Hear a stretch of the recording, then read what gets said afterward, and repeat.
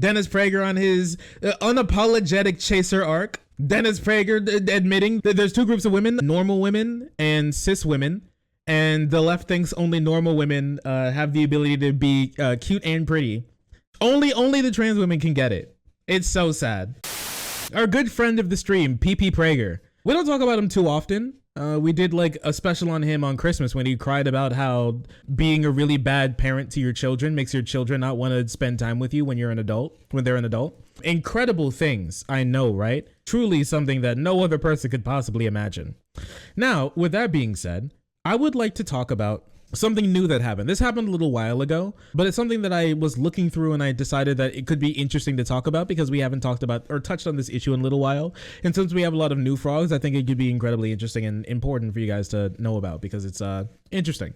We're going to be going on to something that we don't spend time on very often, and that's going to be Prager's own website to look at his own show, not the shorts or whatever, like clips of the shows that make it to YouTube, his actual website itself, where boomers go to watch his show and then call in to cry about how the cringe left keeps wanting to do things like telling children they deserve to be treated well and the minorities getting rights, you know, stuff that they really hate. In this segment, specifically, this like 2-hour show that he did, there's something in the beginning where he said that the left only believes that trans women deserve to be cute and pretty and chess havable. Basically, it is the DP show. You're right. It is the DP show. So we're just going to take a look at the DP show. Huh? Wait, let me see if I can find it. Chat, write this down. Write down 118. Can somebody write down 118, please? 118. Thank you, chat. Here we go. Never mind. You don't have to write that down because I can just have it. I just found it. There you go.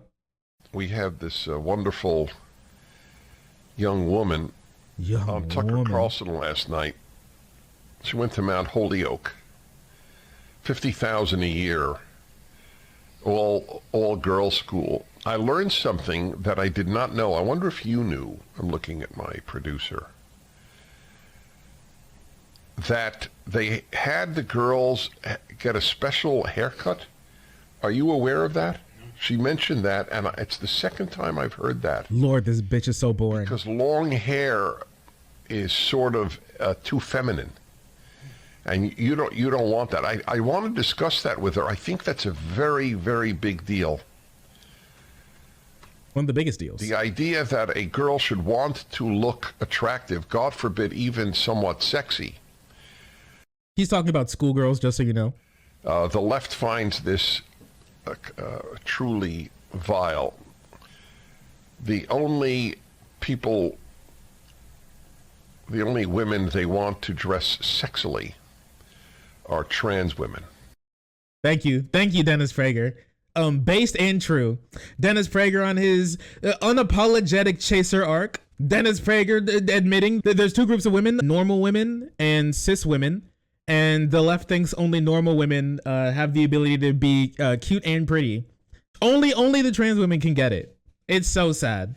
Only the trans girls are sexy. It's so sad. It's horrible. It's a horrible world that we live in. So this obviously, almost all Prager shows are full of incredibly ridiculous statements that we could pick apart because he's a ridiculous, goofy fiend. But this isn't what we're going to be looking at the moment. I wanted to show you something that's even more wacky. And that is what he talks about at the end, like nearing the end, where he has this like girl on who apparently went to college and she had a bad college experience because people were left wing and she really didn't like it. And she was like, women belong in the kitchen barefoot and pregnant. And they're like, I kind of want to do more than that. And she's like, this place is so evil. But I want to talk about some things that they went over because it's incredibly interesting. Yes, once again, this is the DP show. This is the DP show. We're going to be talking about two DP shows, the Dennis Prager show and the David Pakman show. Two incredibly different DP shows. But yeah, here, let's take a look at this because I feel like it's going to be incredibly interesting. Let's have a little look. Right, exercise. Do you believe the data, and I don't know your answer to this, I am curious. Do you believe the data that approaching half of your generation is depressed? Not only do I believe it, I see it with my own eyes. In high school, almost the entirety of my class was medicated. They're either on antidepressants or anti-anxiety medications, and that was the same in college. Who was this woman? This is Julie Hartman. It's the lady I literally just talked about, where I said that she went to college. She was upset that people were left wing, and then she left. So that's basically it. That's her qualifications for talking about any of this stuff. Gee, I wonder why. Yeah, I wonder why the people who grew up in a world that's worse than the ones that their parents had and have less money, can't move out, can't buy houses because they're too expensive, can't get jobs because the jobs want you to have experience, but not enough, but too much experience is bad, and too little experience is also bad, and also it's an entry level job, but you need 5 years of experience anyways, and also remember it starts at $725. That's the starting rate. So yeah, like it kind of sucks. The job market kind of sucks. The dating market. So dating market. The fact that we even refer to it as a dating market itself sucks. The housing market sucks. People have less friends than they did before. So yeah, things have gotten worse. And on top, slap climate change on top of that. Yeah, it's been an issue. Not like they believe that any of these things are happening or real or worth caring about. But anyways. Wow. I did not expect that answer. So when I think back to my years at your... It's crazy because if this guy wasn't like getting pumped full of money by billionaires to keep his show afloat, there's no way anybody would give a shit about this guy. That's crazy. This guy, he's the most uninteresting man I've ever heard in my entire life. Age. I don't remember anybody on meds. Do you remember? It's very rare. Very rare. You're 10 years younger than me, and you don't remember. Are you sure that they weren't on medication, or that they just didn't tell you? Well, they might claim two things. One, it wasn't diagnosed in those days. Right. That's or true. B, nobody would tell you if they were, whereas there's That's much also less shame true. today. However, I don't believe that those, Of course you don't. are real responses. Of course you don't. I think that in my age group, at your age, there were many more happy people, or at least not depressed. Mm-hmm. What's happened in your view? I mean, you can say that, and that may be true, but also in his generation, he's like a boomer or like late Gen X. I don't know which one. In his generation, like you could work at Taco Bell and make enough money for like your wife and family of 3. Okay? You can't do that today. It's different. This is why it's an ultimate issue, because obviously I have... My man, he's still the type of guy who's like, if you want a raise, just walk into your manager's office and give him a stern look in the eye and a firm handshake and tell him how much you're worth. I want to hear yours first. I think the answer is that we are spiritually suffocated. We don't have religion in our lives. You know, I was just mentioning that I call my podcast timeless. We don't have timeless and eternal values in our lives. We don't talk about them. We don't embrace them. Instead, we've really run towards an accomplishment obsessed culture. A lot of people my age are obsessed with getting into college. They're obsessed with going to a fancy graduate school or getting a good, i.e. fancy named job. And capitalism? POV conservative who makes their whole who makes their whole personality about how much they love capitalism and the rat race they're in, gets mad when people base their lives worth off of how much money they make. Crazy. Who could have seen this coming? Prager University, mind you. Prager University mad that people go to university to get jobs that people tell them your K through 12 is about getting a job. College is about getting a job. Everything we push kids towards from like 2 to 22 is only about getting a good job. And that's basically it. Why are you mad about this? This is all that you agree with. This is what you think. And I completely disagree with the idea that we don't have timeless and universal things in our life that we care about.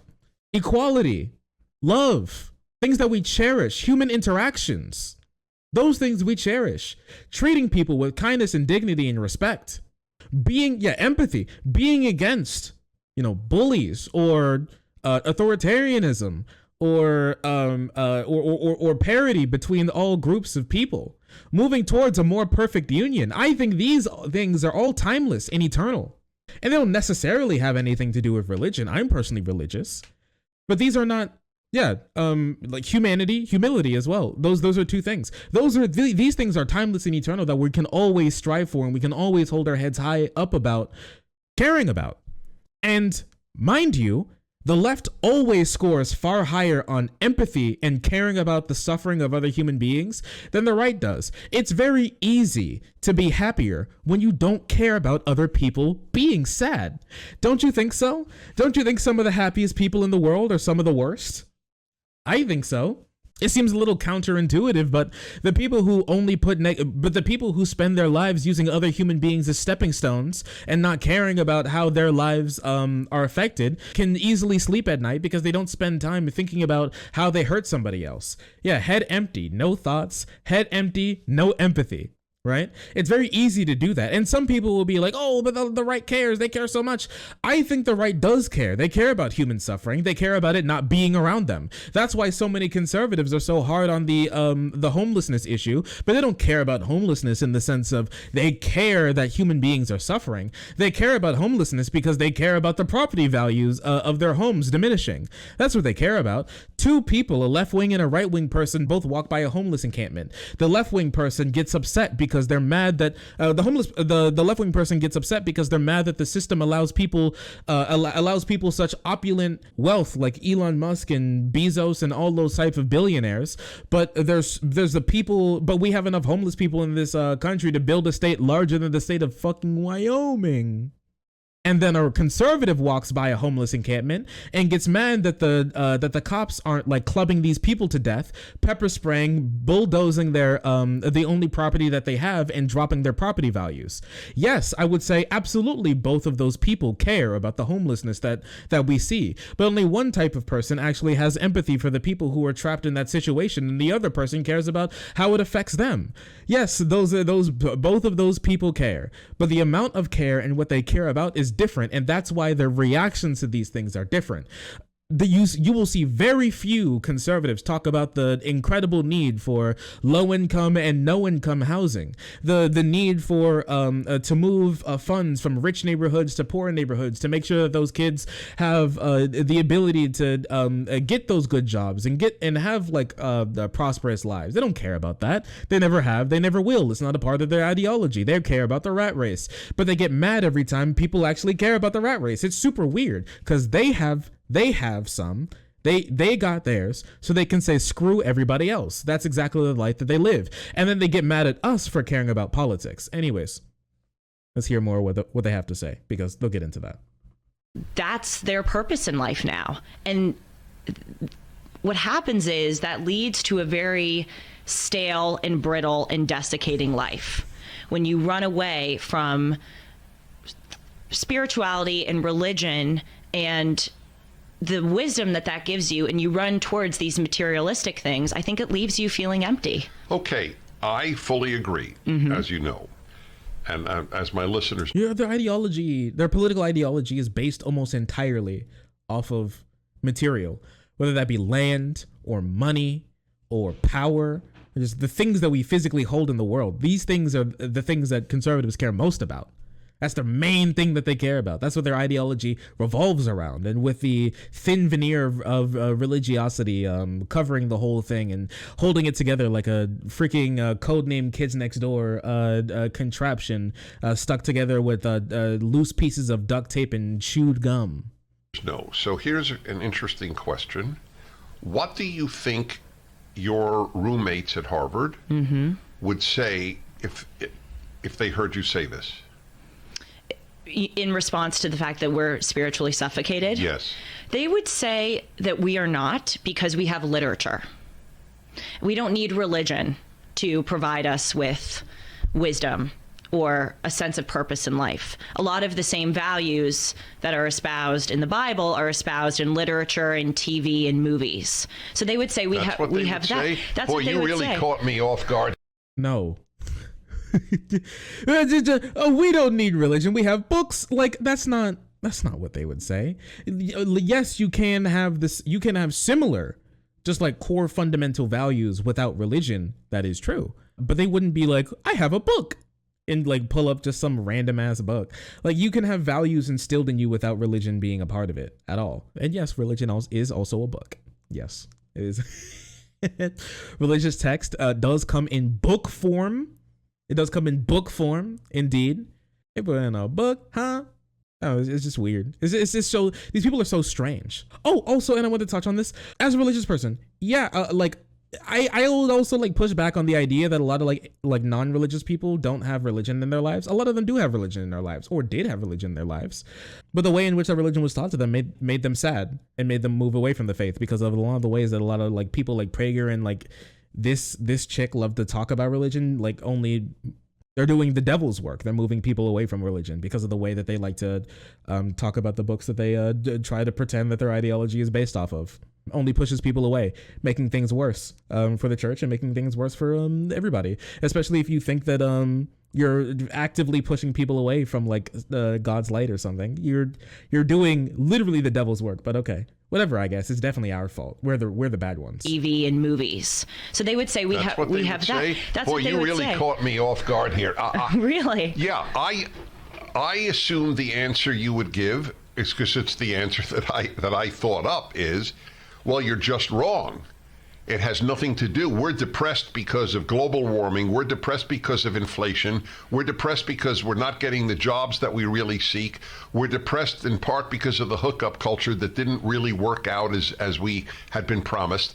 They wouldn't say that though. They would say all those other, but they wouldn't say the hookup culture. They would.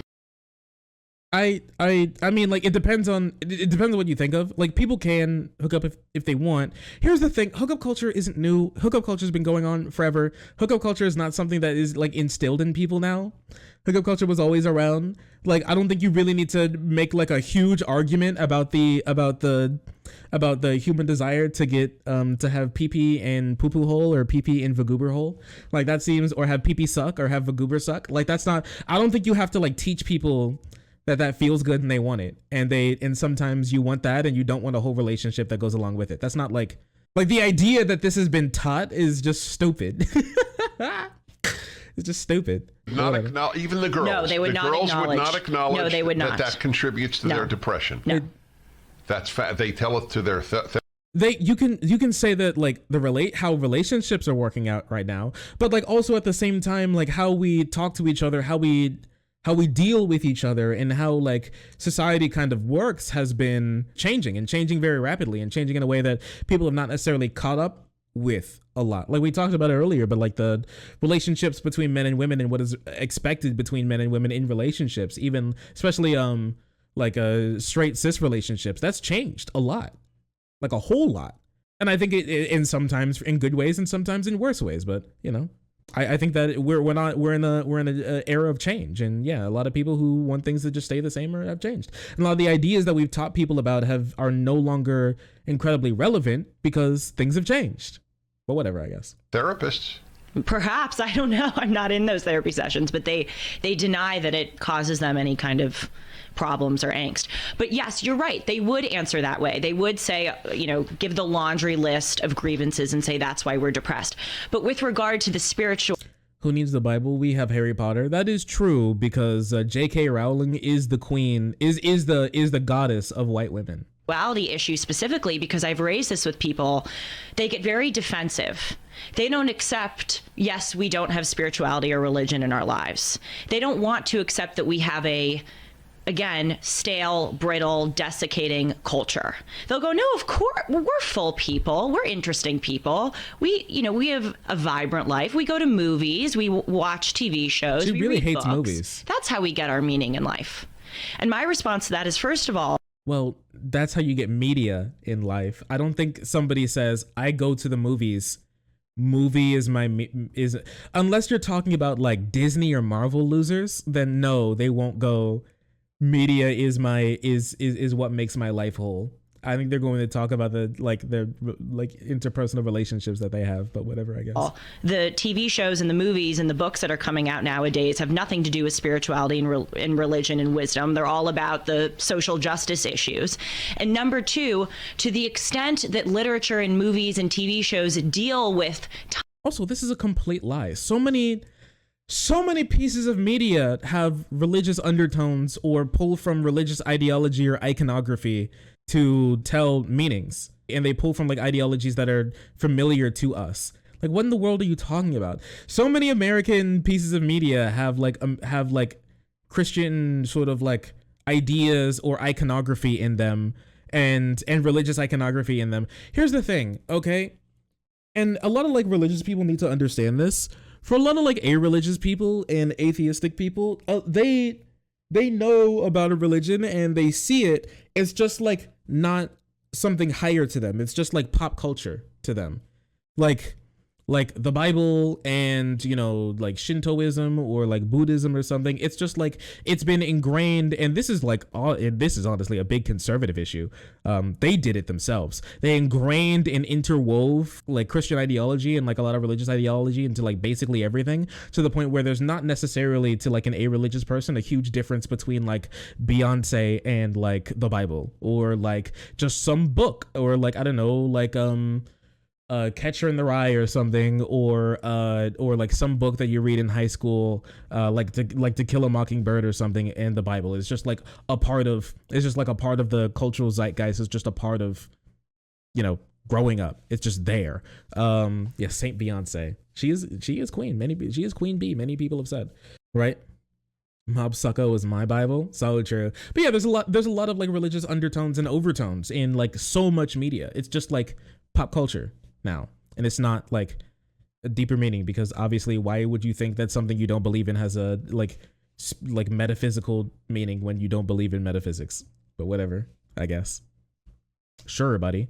I mean, like, just go on, chat, name something that you've watched recently that has like religious like overtones or undertones in it. Like, what about God of War? Yeah, God of War literally just came out. Ava, like Neon Gallion Evangelion, obviously, that has religious iconography in it. They're literally called angels. The things, Lord of the Rings, everything, like almost everything has a religious over or undertone in it. Honestly, Trigon, that's another one. That's another meme. Star Wars, absolutely. Lots of things do. Charlie's Angels, yeah. There's a lot of stuff everywhere. It's everywhere. But whatever, I guess. Timeless. Just lie. Eternal values. They are getting those values from religion.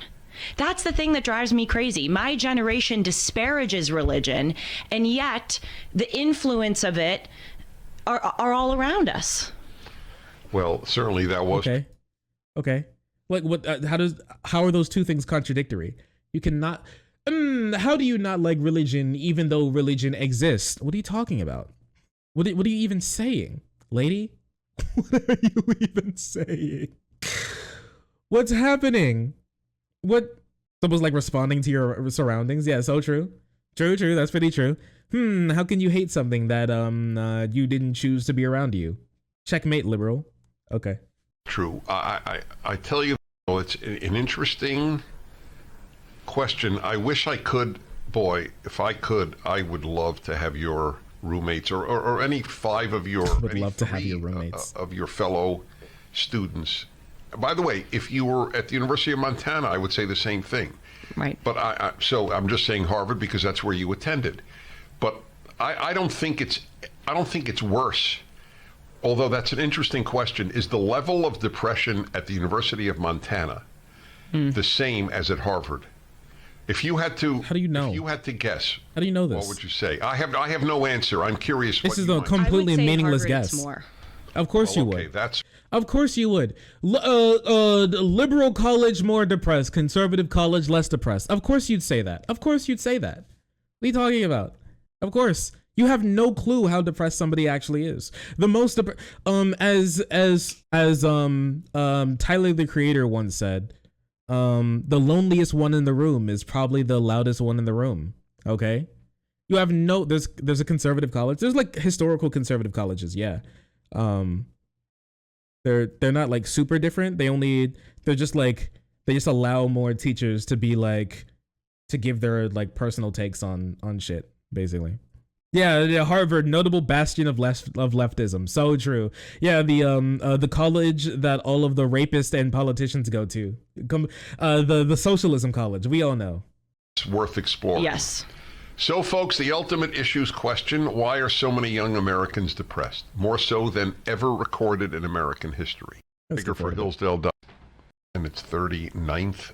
And then, wow, that's gutsy. I know. We're doing it live because we have a call-in number, which... Who's we? Well, not consciously, because I think, well, I just did it myself, but I think nowadays people use the word I too much.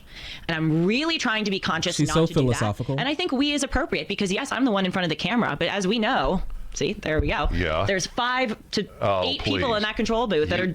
Sean is standing and saluting you now. You really know how to butter this guy up, okay? Why'd you say rapist twice? Hey, force a habit. I never say we.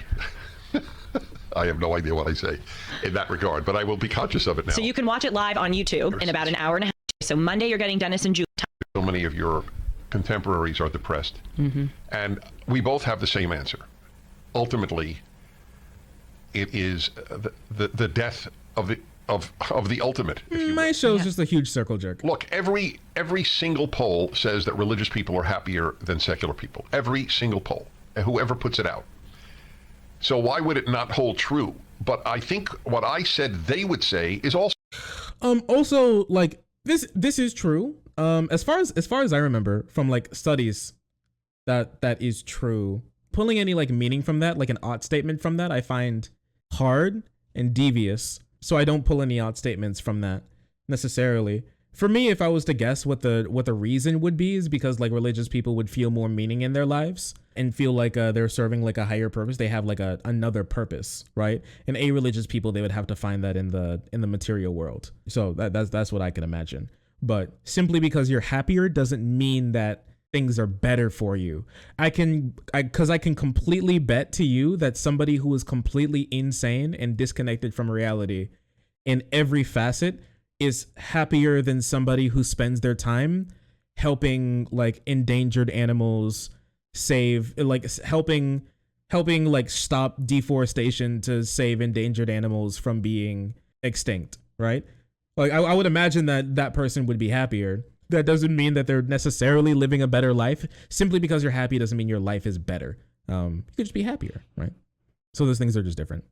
And it's true that like religious people do often live in communities, which a lot of religious people lack due to a lot of capitalism, and a lot of like religious communities were also broken up due to capitalism and some religiosity as well. It's just like, I mean, it's just like one of the pains that comes from, you know, religiosity being reducing. It's not necessarily, I mean, like I don't want to get in like too deep with that, but it's just, you know, it's one of those things. If you don't go to like things like communion, and you don't go to the church potluck, and you don't like meet and talk to people from your church or community or like religious community, you don't do after church programs, you don't do community building programs, you don't do any of that stuff, you just kind of go to work and then go home and then like watch YouTube, it's possible your life could be sadder, like, or more lonely. Whether or not you specifically need religion to get back into your life to change that, I don't believe. I think you'd be pulling really hard, because there are happy religious people as well that can find, you know, some meaning in their life in the material world. It's just, you know, it's just something that happens.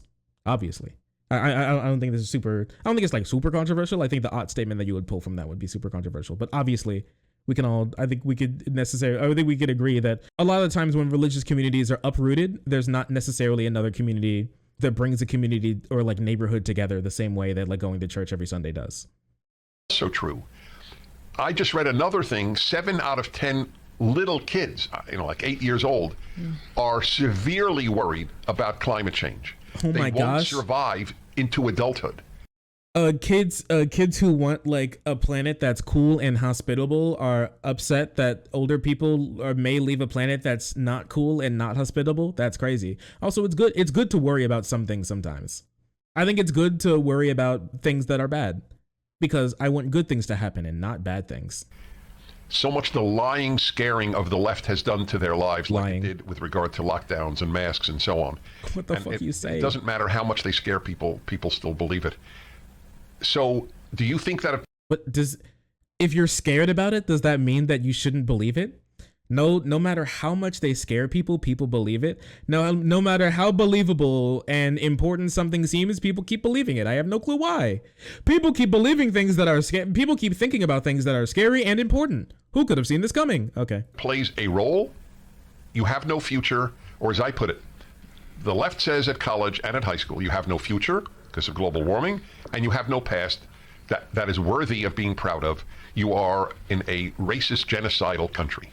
I think it does play a role. I mean, all those things are true, but like people, for one, all of these things are factually true. And two, no, people say that nobody says that you have no history to be proud of anywhere ever. Okay. You may not be proud of specifically American history, which is fine. And that seems a little reasonable, if I'm going to be honest with you. We did a lot of bad things as America. But you can be proud in your family history. You could be proud of what you specifically did in your past. You could be proud of something your friends or somebody who you know has done in your past that you were like a part of, or your family was a part of. Those things, or your community, not your family, but your community was a part of. Not the only thing that you can be proud of in your past. You don't have to be tied to the land that you were like bound to. Like there's so many people who are from cultures that they should be proud of.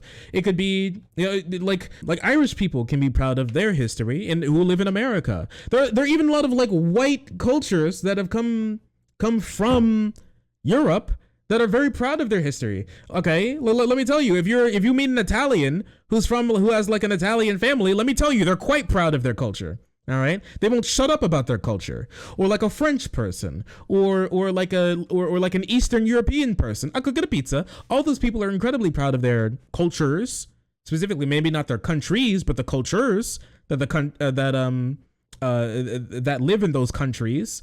You know, or Spain or Portugal. A lot of those people, Northern African and just African people specifically.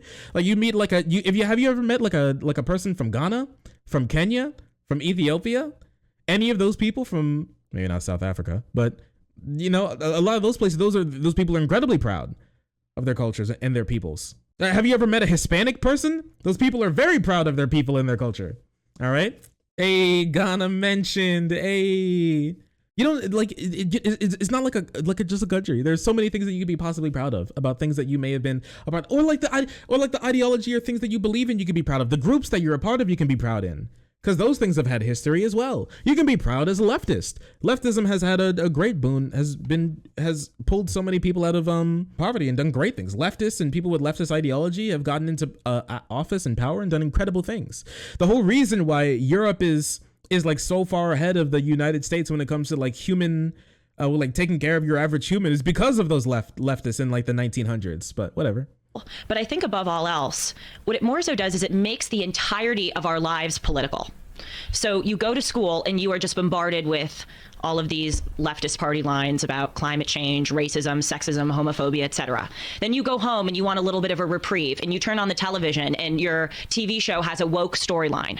Or you go to the news and they're peddling the woke storyline at you there. Even, you know, we talk about this on Dennis and Julie, you go to a coffee shop and I see nowadays these people, they have their computers open and the back of their laptops have these computer stickers on them. I voted, just got vaccinated, row, your vote, and row is spelled R-O-E. No, people care about things that affect them. Yes, I saw it the other day at Starbucks. And row your vote. I know, can you believe? But I think the point is, we can't escape, people my age cannot escape politics wherever we That's go. Right. And again, it goes back to what I was saying about. Okay, so here's the thing, all right? What group of people could escape politics? And in what time frame could people escape politics? When, the 1960s? Is that when people could escape politics? During the civil rights era? What about the 1970s, right? Directly after the civil rights era and desegregation and the massive fights for desegregation and the massive fights to keep segregation in place, even though courts knocked them down. Even though, like, what did it take until like 1990 until the last Alabama school was actually desegregated? What about like the 1980s and 1990s with like the boom of the internet and also like the conservative era with like Reagan and Nixon? When the world could people escape politics? 1920s? So true. When the world, what are you talking about? What are you saying, lady? The only thing that you're mad about is the fact that people care about politics. And what they're really mad about is that all these left-wing people are into politics, and them being into politics makes it harder for them to ruin people's lives and take human rights away from people who deserve them. That's the only thing that she's actually mad about.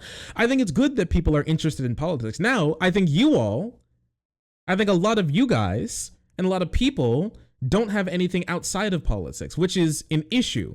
Right? I think you should absolutely have more to your life and more that you care about and more that you watch online than just politics, or just like what we do here. Right?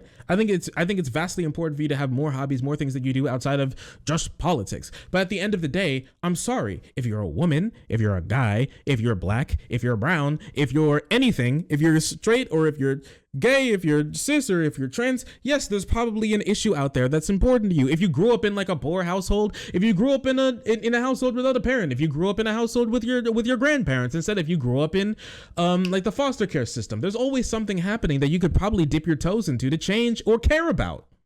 Or even if you're just alive and you want to care about continue living, you'd care about climate change. All of these things are important. You're the ones who made you. Do you know how few row your boat stickers there would be if you guys wouldn't spend your time trying to take bodily autonomy away from women?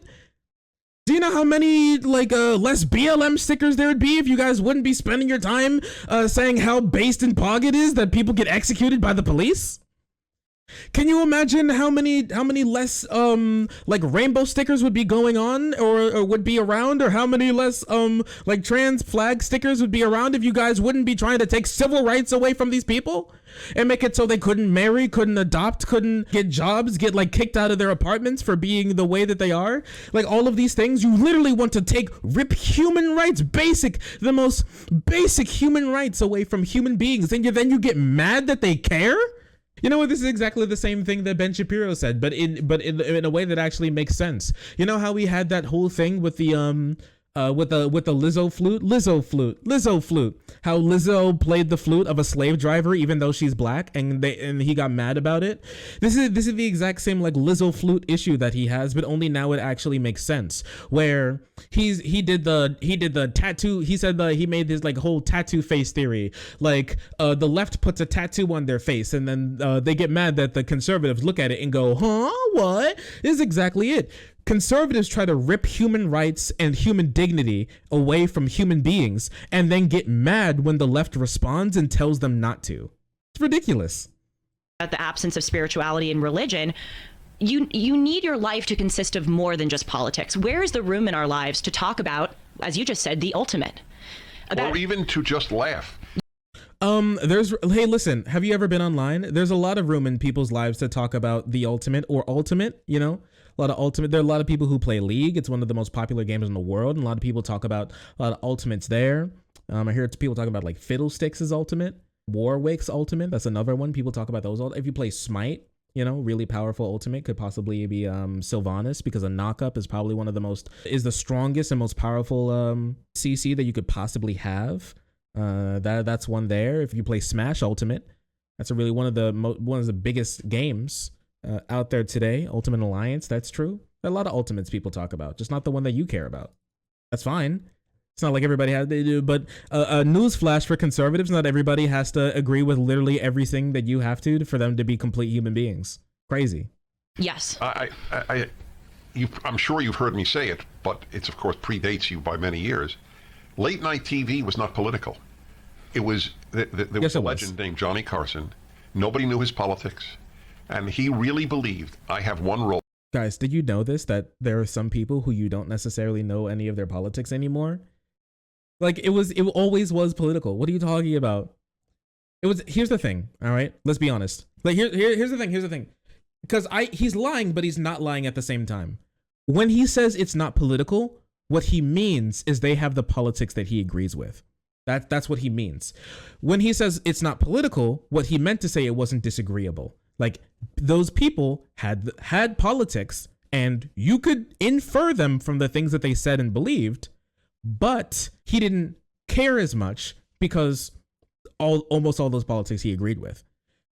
Politics for your average person isn't just things that are necessarily political. Politics for your average person is something that you can argue about.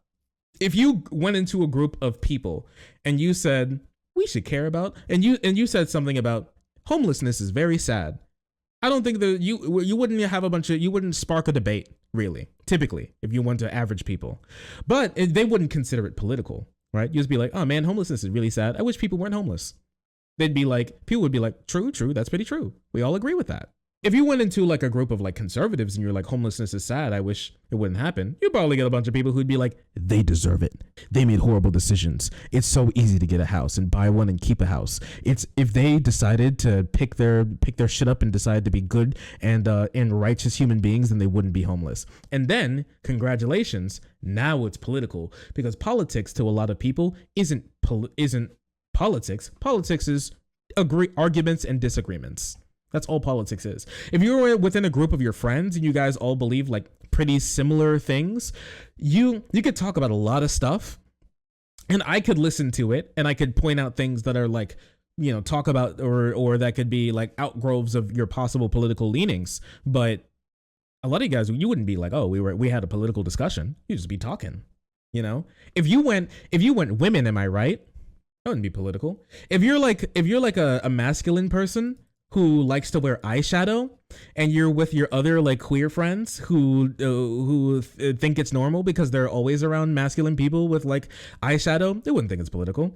Now, if you went to like a conservative diner or something in the middle of fucking buttfuck nowhere, Mississippi, let me tell you, you may hear about some people's politics pretty quick. But you know, that's just how it is. To bring some lightness into people's heavy lives before they go to bed. Well, not anymore. It's let me bring some heavy into their heavy lives. Well, that's what I want to do with my show Timeless. Obviously, it's going to be a news-driven show, but it's a huge priority of mine to spend a good bulk of every episode not talking about news, not talking about politics, talking about things like history or art, music. I like to talk about what my poop looked like in the toilet the other day. Chat really loves it. Great books, religion, great books I've read, because again, I think it is so unhealthy and corrosive that all of us just constantly banter about politics. I want to show people there's way more to life than that. Everybody knows this, and a lot of people, almost everybody has like lives outside of politics, but also politics gives people meaning. If like working to make sure that homeless people aren't homeless anymore gives you meaning, that's great. If making sure that if you're in your community and you're spending time to make sure that like unhoused pets have a dignified and clean place to live until they find their forever home, that's crazy. If like making art that changes people's minds or like you give your opinions in them gives you meaning, that's great. And that could all be, you know, adjacent political. But it's not like, who did the politician vote for? Like, it's not like the same type of like politics that we would possibly imagine. Because a lot of people just think of politics as in Obama, the pant piss. Who will win next election? Like, I mean, that's not all politics is. Soda, you know, Obama. That's not all the only politics that's ever existed. You know what I mean? But yeah. Anyways, there's not much more that I can say on this. It's just really stupid. I want to talk about it because I think it's really important that we talk about this issue. It comes up a lot with conservatives. They try and call us like names and they say that we don't have anything else going on in their lives, when if you walk by a Trump supporter, they have like a Trump hat, and they have a Trump shirt, and they have a Trump vest, and their pickup truck has like a 15-foot wide Trump flag on it with a Trump bumper sticker and that picture of like the little kid pissing on like a BLM sticker or something, and they have a gun that has in Sharpie written on it, looter shooter or something, right? Like, yes, totally, definitely the Calvin from Calvin and Hobbes pissing on like a trans flag or something, and you're like, oh, I can't believe these liberals' lives are so and they make it their whole personality that they're unvaxxed because they have unvaxxed spermies. Like, I can't believe these liberals' lives are so political. Shut the fuck up, loser. I'm sick of these people, dude. Oh, sorry.